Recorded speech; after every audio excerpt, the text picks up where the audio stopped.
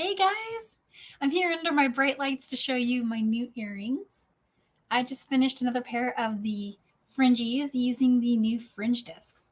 And in case you haven't heard about these yet, they are a dream that I had for a long time, and John Bead made them. So if you would like to get them wholesale from John Bead, it's an exclusive with them. You can also find them retail, lots of places. I do have them in my Etsy shop, but you can get them other places too. I'm hoping lots of little stores will pick them up. And all my patterns are free to use. Anyone can use them. I'll be putting a lot of patterns out over the next few months as I make new things, and videos also free to use. Go for it. Just get your fringes from John Bead and start making. So I'm going to show you how I made these, and I'm going to give you a closer look at them here on the mat. And I'm also going to show you the other size. I use the 10 millimeter to make these fringes, but you can do the same with the smaller size, the 8 millimeter, if you want something with a little bit less strands, but also a smaller bead cap. So lots of options. Let me show you a little bit more about them. All right, so here's a closer view of the earrings that I had on. And what you could see when they were hanging is they cascade in an orderly fashion because of the way they're stitched into the disc that's in there. So it keeps the order that you intended in your design, and it makes them hang that way inside the cap. And the way I used to do these before having this idea was actually what led to the idea. I used to take an eye pin and I would tie a knot on the eye pin and start stitching fringe, but they would move around and wiggle. They would layer up on top of each other. So not only was the the order affected, or not even really possible, but also the lengths weren't consistent, because if you had one hang on top of the other, the number of beads would be hard to predict what would hang where. So this makes it like everything's coming out of a flat surface. So let's get a look at these. This is the bulk option. You can buy them in bags of 48 discs. That'll get you 24 pairs of earrings. Or you can also buy them in the little clamshell retail ready packaging. And I think that comes with 6 sets. 6 discs, so 3 sets. The size I used in the ones that I'm showing here are the 10 millimeter.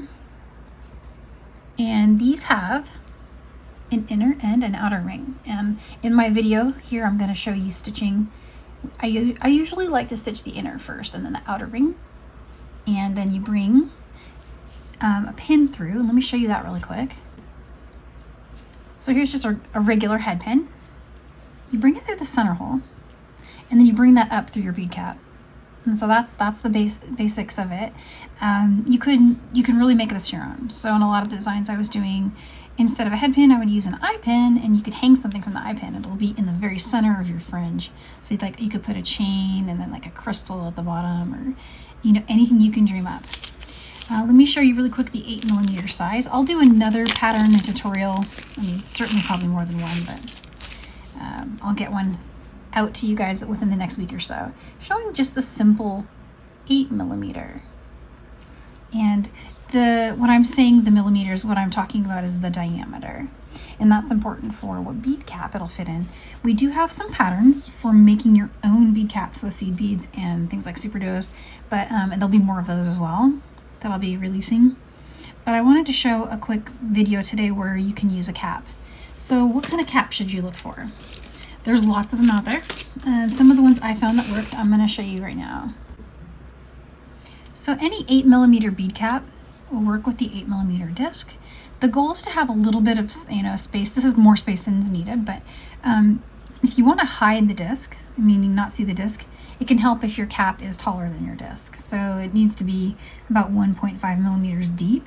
This is of course a lot more than that, but see, that's going to hide the disc in there. All the fringe is just going to come out. This is how you can test your caps at home. There you go. This one's going to be great too. All right, so let's get started. Once again, I'm working with the 10 millimeter disc. This is the one that has 2 rings around. And I'm going to be using some size 11 seed beads and some size 15s. So you can go with any colors you'd like, but I've got a palette going of several different fall colors. I've got a brown, and I've got a gold, and I ombre them. Grab my other one. I've got a dark iris brown. That looks kind of like that. So I'll go ahead and dump these out. And then I have one more color, which is a light cream. Let me grab that. And so I'm gonna ombre these kind of just in this order. So we'll get those ready. I also have some size 15, and those are what I'm using to space each 11-0. It just gives it a really cool look. I also have some 4mm fire polish beads, and that's just to give some weight to the bottom of my fringe. And I'm going to be stitching that with good thread. I'm using black because my colors are darker. Just match your thread color. Something flowy, size B, nylon is a good way to go. This is a polyester thread, and so things like that are going to be great for fringe.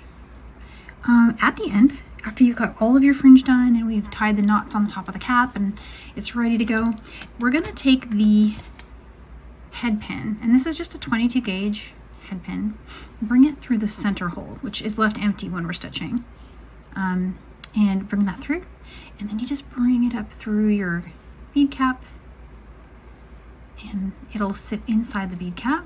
Your thread will be, you know, hidden. You won't see any little thread gaps, even if you have some slight thread gaps. Like fringe, it's very common to have that happen with us doing fringe, especially really long ones that are kind of heavy. So a little bit of a thread gap could be absorbed inside the cap, and that was one of the things I really liked about it. So a lot of my fringe over time, I've noticed those little threads showing. So that was part of the inspiration for this piece. This little disc, it's very cool. I'm gonna go ahead and cut a lot of thread. All right, so I'm probably gonna cut a double my working length, and I'm gonna work with some of that length just kind of left behind through the disc so that it lessens how much working thread I have at any given time, but it means I don't have to add thread. Having said that, adding thread is not hard. On a disc like this, you would just add a new strand and just knot it at the top. It's all hidden. So something to think about. I'm gonna go ahead and cut my thread and then we'll get stitching. And I zoomed out really quick just to show you my mat. What's going to be happening when I'm stitching is I'll be a little closer to the disc so you can see it, but my mat is laid out with my colors in the order that I'd like to ombre them. And then I have my 15s. These are the 15-0s. I have these in the middle. And I did that so that, because when you're picking up all your fringe, you're going to be doing ding, ding, ding, ding, back and forth like this. So having it in the middle just made more sense for me. So there's something to think about for your mat layout. Alright, so I've threaded kind of a long beading needle. It's a hard beading needle, but it's got a little extra length to it. And so I found this on John Bead's website. I will send you guys in the description this link. I like them because they're a size 12, but the needle hole size is actually really good, so you can get stuff through it. And I was able to get my good thread threaded pretty easily. It's got a little extra length, like I was saying, compared to some of the other harder beading needles out there. And again, it's a size 12. And so that's what I'm working with, but you know, any needle is going to work, even like a 10 or 11, so don't sweat that. And what I did here is I threaded the needle and I folded over a good amount of it, probably at least 25 to 30 inches or so. And I'm also going to leave behind, you know, the other half of this long strand. See, I'm pulling it through there. I'm going to leave the other half of it on top of the disc and use it to finish fringe later, so that I'm not working with a super long strand the whole time. Saves me adding thread, but alternatively, if you wanted to, you could always just add thread, not a problem. So let's go. So with the 10mm disc, I recommend working the inside fringe first and then moving out to the outside ring, just so it's easier. You can see it.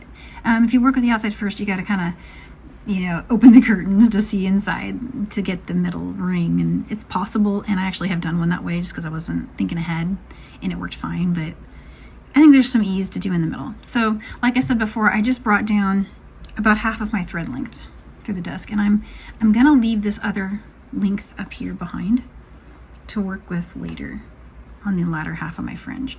Now you could put a stop bead if you wanted to.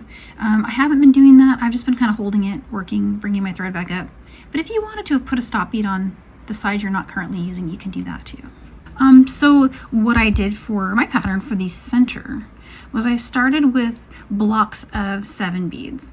And so I picked up the first color A, so 1, and every time I do that, I'm spacing it with a size 15.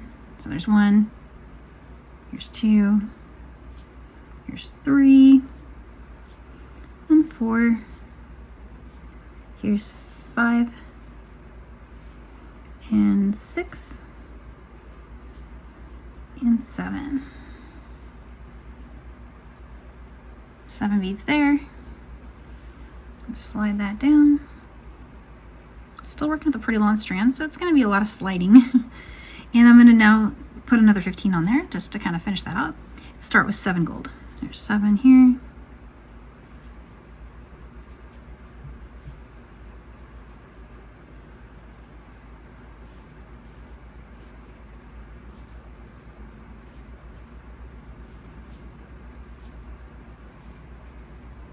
So there's my 7 gold. And so what I'm going to do is I'm going to carry on like that, and I'm going to load on 7 of these. And when I get to these, I'll stop and show you, because I did one where I didn't add a 15 at the bottom, but I'm going to add 7 more of these real quick. All right, so here's 7, 7, and 7. They're all spaced by a 15. And now I'm going to add the last color. So here's 1, 2, here's 3,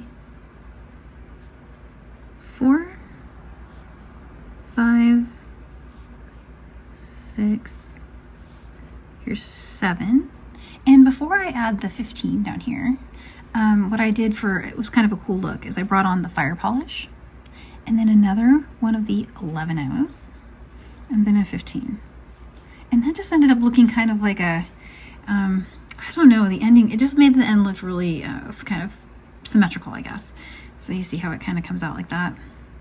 You got the 11s, kind of, it goes up in size from the 15 to the 11 to the fire polish, back to the 11, back to 15. And this 15 is going to be our turning bead. So here's our strand, 7 of each color, spaced by a 15. We ended with the fire polish. We're going to skip that last bead and come up through all of these beads here.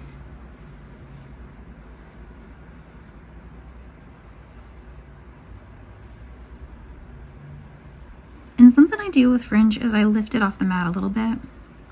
Let me show you what I mean.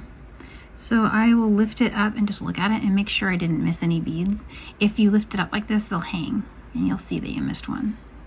And sometimes it can be easy to do, so just something to help out there.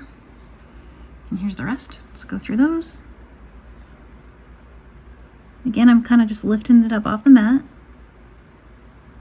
so I can see if I missed any. And that's all looking good.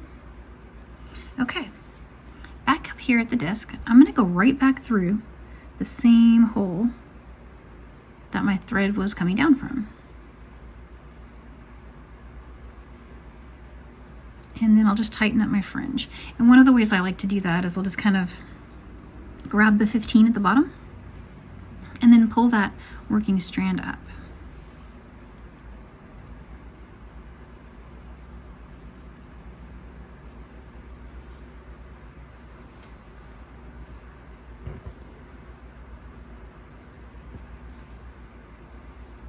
And this other strand here is just the one that we left in the beginning. And so what you'll get is just a nice flowy strand of fringe, and your working end tail thread, the really long tail we left at the beginning, they're exiting from the same hole here on the disc. And so the next step is just to bring your needle down through the adjacent next hole. And again, I'm working the inner ring. It's a total of 5 strands there. So I'm just going to bring my needle down through that.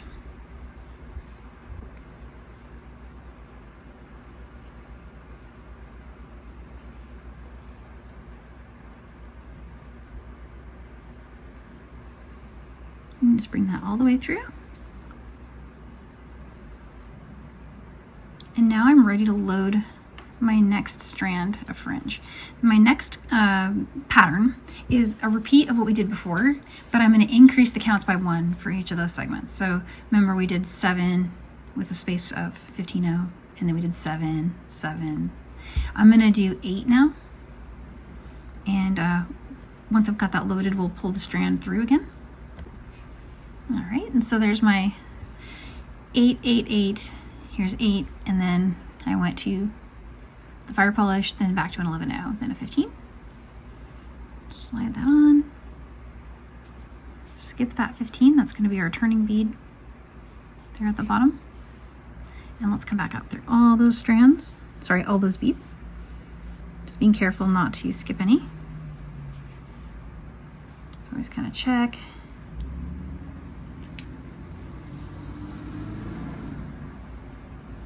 As they get longer, you start to require a couple of trips, even with a super long needle. I've thought about maybe using a looming needle, but sometimes they're a little thicker. I should try that again and see if that works. All right. So here you see I've gotten through all my fringe, and I'll just go right back through the hole on a fringe disc, the one that my strand is coming out of. And then over here off camera, what I'm doing is I'm pinching the 15-0 in my fingers, like that, and just pulling the strand here at the top through. This keeps it from tangling. And it helps with tension too, so. Whoop, there goes a bead. Okay, so now I've got 2 strands done. Here's what it looks like at the top. And again, this is our super long tail here. This is my working side that I just finished my fringe strand with. And what I have next to do is just turn and go down through the next hole with my needle side. I've got 2 strands done. You can see they're already starting to just lay out really perfectly. All right, here's my 3rd strand. I just strung everything. And again, I'm gonna skip that last bead, come back through all of those beads.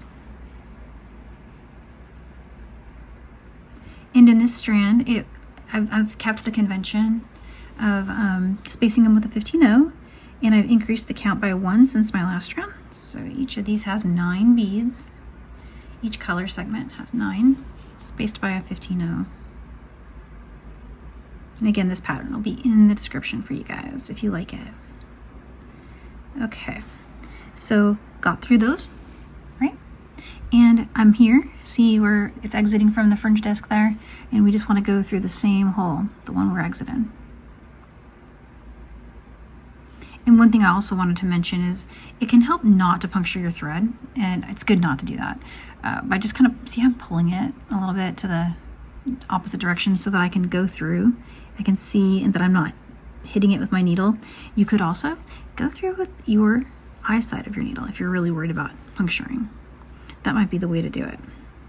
So just a couple things to think about while you're stringing those, just to make sure that you don't get a snag in there, you know. And again, here I'm going to hold that 15-0 at the bottom, and I'm going to pull. Here's what's going on at the top. Here's what's going on at the bottom. Keep going. I ran out of arm length. Here we go. So these are really long strands. This is like an epic fringe design. So these were the segments of 9. All finished there. We've got 3 on. Here's what it looks like on the top. Little smiley face. We just have 2 more to go for the center. You can see those 2 there. So my next place I want to go through is my working strand right here, exiting from that hole right there. I want to go down through the next one, which is this one right here.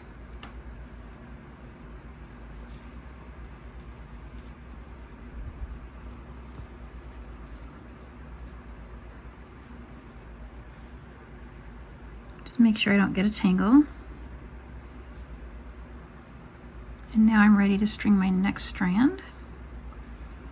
And that will have a combination of the same pattern, but now I need to do 10 of each color. All right, there's 10. I did 3 at least 4 segments of 10 here. Let's get our fire polish going. Another 11-0 in the turning 15. And again, guys, these sizes, these are just stuff that ones I thought were fun. Other bead sizes work. You can use just all 11. You can use 8-0s. You can mix up 8-0 and 11-0. I've tried and done patterns with all those, and they're all working great with both sizes of disc, and they'll both look amazing. If you haven't already seen the pattern for fringe jellies, that one uses a mix of 8-0 and 11-0. And so I'm just going back, going back through these. And if you get a little knot like that, it's because you were going fast. And I tend to do that. See how this knot's just pulling right out? It's Probably a good idea for me to slow down.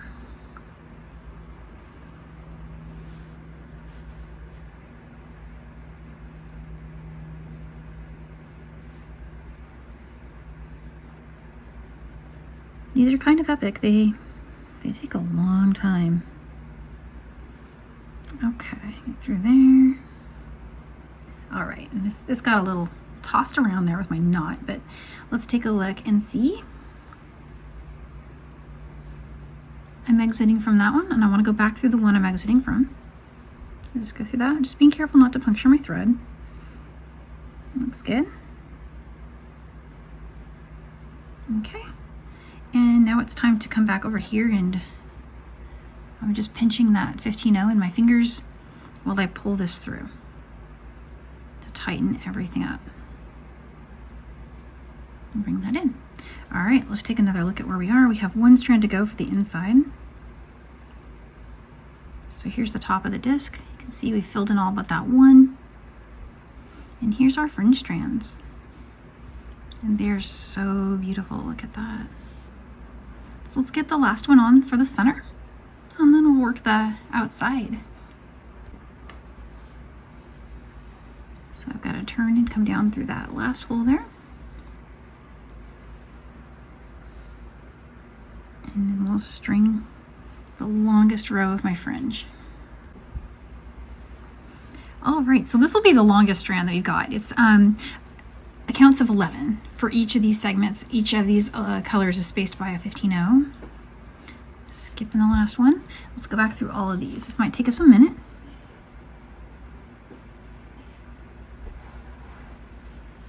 So there's one. Just gonna slide that down a little.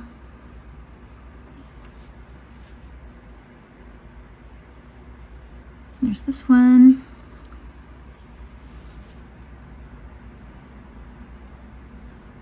Coming on up to this one. And the last little bit here. Let's go ahead and continue through that hole in the fringe disc. Again, that's the one that your strand was coming down through, going back up through it. And let's very carefully just pull all of this all the way up.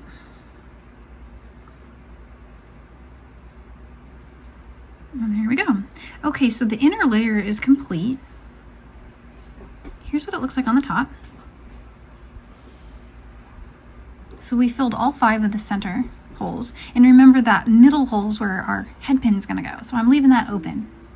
And I filled the outside with these nice 5 strands of fringe. And they cascade in order.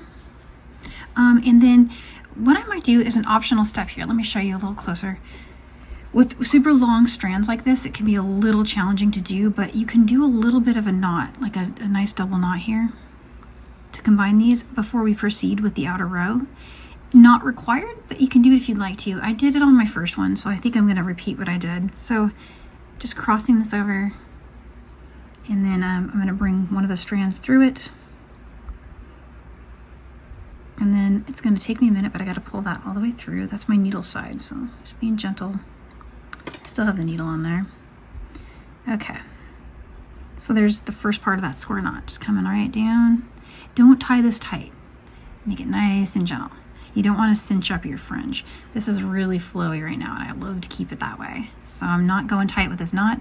It's a gentle knot. It's just to keep things staying put where they are. So here's the second half of that knot, of the double knot there. Okay, so what's left to do? We want to fill in all those holes on the outside, and this is where it gets kind of epic. I'm gonna take what's left of the working thread that my needle's still on and work with it till I start to run out. And at that point, I'll switch to using this. All right, so let's talk pattern for a second. You can do absolutely any pattern you like. I was playing and toying with the idea of reversing the ombre. And so what I thought is I would go in this direction. So from dark to light. So let's start with a darker color. I'm gonna go with, and I'm still spacing them with 15-0. So here's my 11. So there's 1, right? And then I go 2, and I don't count when I pick up my second one. So that's two 11-0s, and each has a 15 after it. Here's 3 with its 15. And now let's switch color. There's that. Okay, here's 1, 2, and 3. Okay, next color. Here's 1, 2, and 3. That's 15. Next color. 1, 2, 3. And I didn't put my 15 here because I'm going to go right to a fire polish. Let's grab that. And then another 11, and then a 15. So that's going to look different. It's going to look pretty cool. Let's have a look at it. It's going to hang next to the shortest strand, like kind of in front of it. And it's going to look like that. And so now I'm coming up through the same hole that I was exiting with when I started the fringe stringing there. I've grabbed that 15 and I'm holding it here off to the side and just pulling them all the way through. Still have a lot of working length left. Again, I'm being really gentle with that. Okay. Now, what order do I want to go in? Meaning, which way is my spin? Let's take a quick look at it. So just lay that out. And so this was my short strand here. Here's my short strand. The next shortest one on the inner ring is this one, and it's going in this direction. So let's go this direction too. I'm just layering up, following that same convention where, in this case for me, going to the right. Doesn't matter what direction you go as long as it's consistent if you want it to lay this way. Okay, so now let's do 4.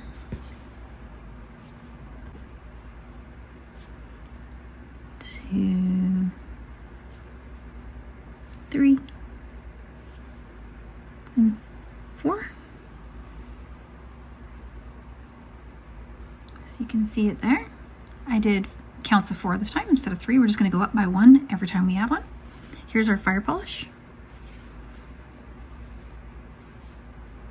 And the fire polish that I'm using has a color on the bottom and the top is kind of clear. It's really cool looking. So what I'm doing is making the color side the bottom. Just kind of for fun. All right, so there's that.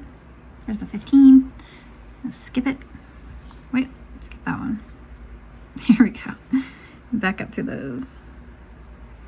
These are going to go a lot faster since they're not as long, but every time we make a new one, it's going to be 1 bead longer in each section, so it definitely grows pretty quick.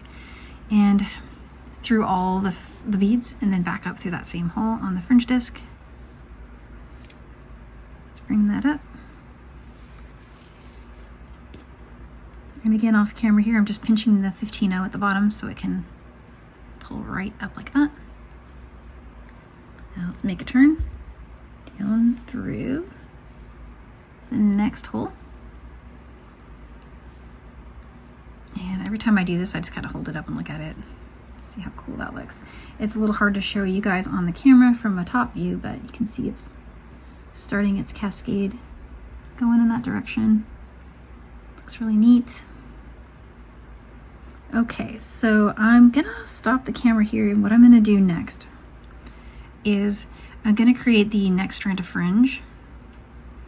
And the next strand of fringe will have 5 of each color spaced by a 15-0.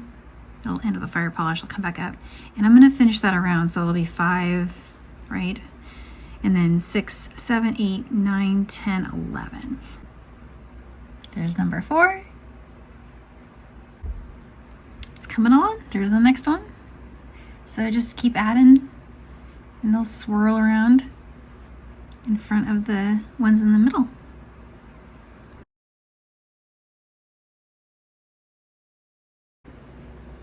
All right, we're almost done. I've taken the needle off my strands because I ran short. I've only got 2 holes left to do. So I'm about to fill in my strand that's second to last, but I was running a little short on the working side. So I want to show you how you can bring your new strand on to work, and it's really easy. What I'm going to do is I'm going to leave my old working strand in place. It's about I don't know, maybe 10 inches to 12 inches long or so. Leave it for now, just set it aside. Make sure that the strand it's supporting, the fringe strand it's supporting, is tight. You can tighten it again when you're done, but you know, gently tight, not like cinched up, but just, you know, just a little bit. Set that aside. I'm going to switch to my my other one, my long one that we left at the beginning, and get my needle on there. All right, needle's on. Let's take a look at where it is. It was left right where we started. And what I'm going to do is just needle over through the next open hole there. And you could go straight to the one that's next after the one you were working. So for example, the one I was working here, the next logical step would be to go down through that hole. But the closer one for me to bring my new strand was here. So I'm just going to work my pattern with that cognizance that, you know, I'm coming back from that side. So looking here, the last strand that I worked was the one that had a total of 10 beads. And I had planned to go one more hole with 11, and then I was gonna do my last strand either with, what I'm thinking is I might go down to 2. So it will sit right in front of this one. When I say that number, what I mean is the counts for each color. So right now this had 3, 3, 3, and 3. I might do 2, 2, 2. That way my longest strand is still 11. But you know, you could always change that up. I, in hindsight, having done this pattern once, might change it a little bit and make the center, maybe the center strands work up to 13 so that my outer strands can end at 12. I don't know, playing with these ideas, all options in my head, but I've got this one finished, so I'm going to stick with it. So let's do this. Let's do this one with 2. The next one will have 11, and it'll complete the circle around in order. Alright, so this one's just going to be a little bitty fringy there. 2 of each color, so yeah. Let's get the fire polish on there. Cool thing about having the fire polish as weight is you can get away with having a little short strand like that. And it will still look really cool.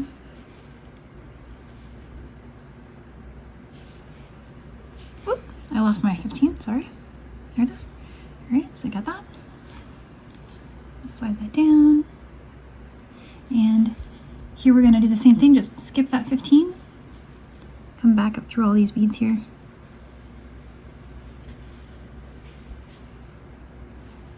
And we'll head back up through that same hole that we are exiting. So you can see right there, we're exiting on that one. Go right back through it without puncturing your thread. Over here at this end, just pinch the 15.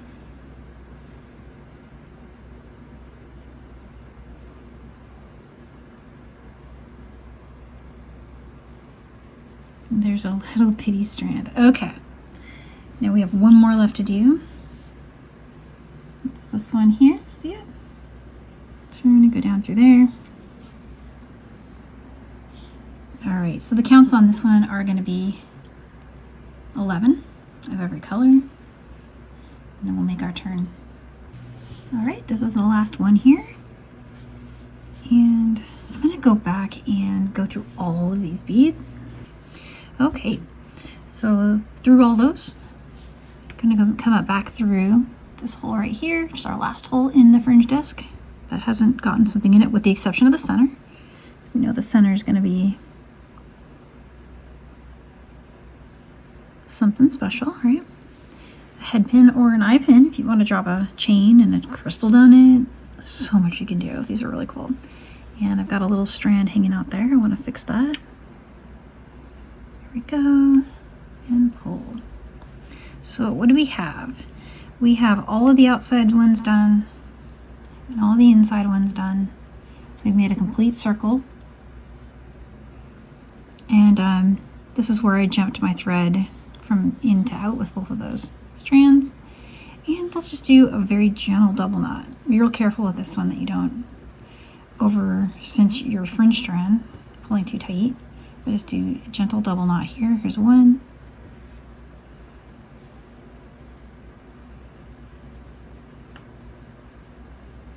Here's 2.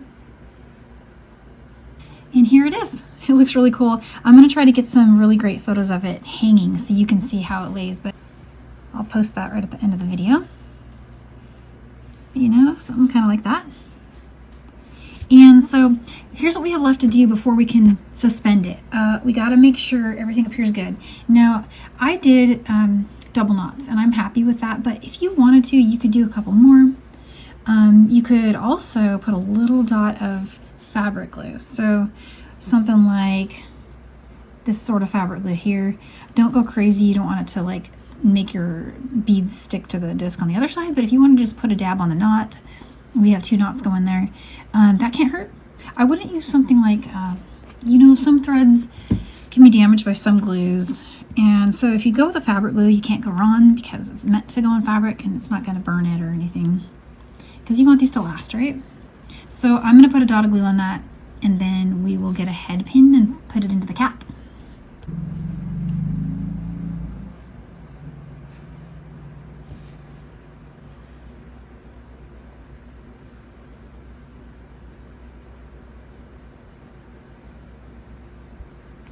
There you go, right about like that. Nothing too crazy. Let that dry for a minute. Let's trim these. And actually, you know what? Before I trim them, why not do another little knot on top of the glue? Sounds like a cool idea. Here we go. A little knot on there. Why not? Okay. Trim that. Right about there. Okay. So, got that. And I'm just going to push it down a little bit. We're all set. Let's put it in the cap. Okay, so I let that glue dry for just a little bit. And now I've got a head pin. 22 gauge. It's about 2 inches long. It can be shorter. If you have a shorter head pin, it's going to work fine. It doesn't need a lot of length. So just what I had. And what we're going to do, you can find the center without doing this. I'm just exaggerating to show you where I'm going. I'm going for that center hold with the head pin side, catching it like that. So you just want to go through like that. And your head pin will rest right inside. Let me zoom in on that. There you go. So again, that head pin's just through the center hole. It should rest right in the center there. Zoom back out. Let's flip everything over. Gives you something to hold and spin. Looks really cool. This is how I did my videos earlier when I was doing the spin. Just kind of use the head pin to twirl it around. Here's the cap. And let's just bring that head pin up through the cap. And all we have left to do is make a wrapped loop.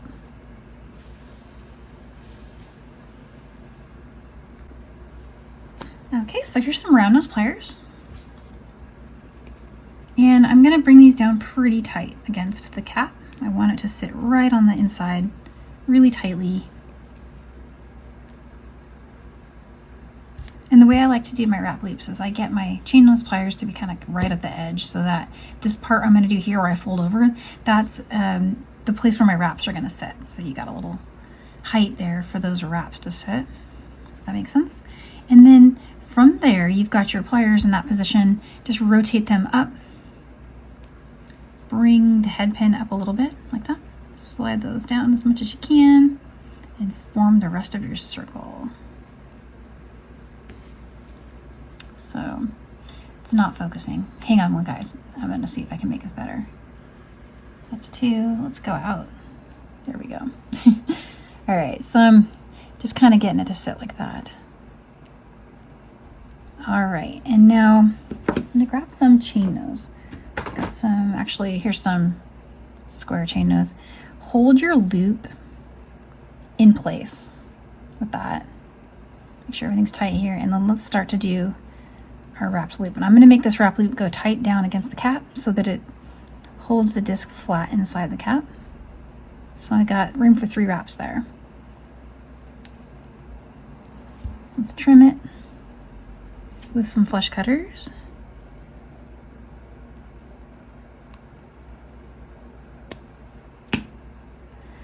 Okay, and then what I like to do is first I'll take my round nose back and get those round nose in like this, and then just kind of make sure I'm looking for that to be a straight line. That looks good. Okay. And now I'm going to use those to hold the loop in place while I grab some fine chain nose. And let's press this down.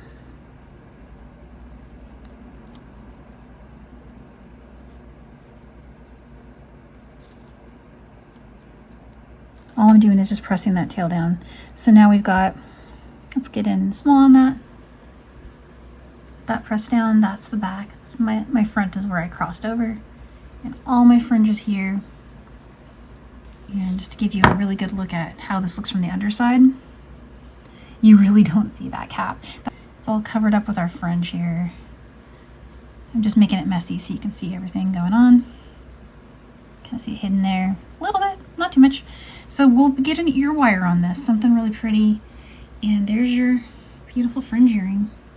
So easy to make, really quick design. All right, so all we have left to do is put our ear wires on. I went ahead and finished my second pair, and then I put the cap on same way we showed earlier. Okay, here we go.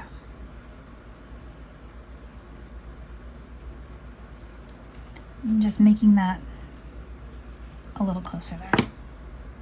All right.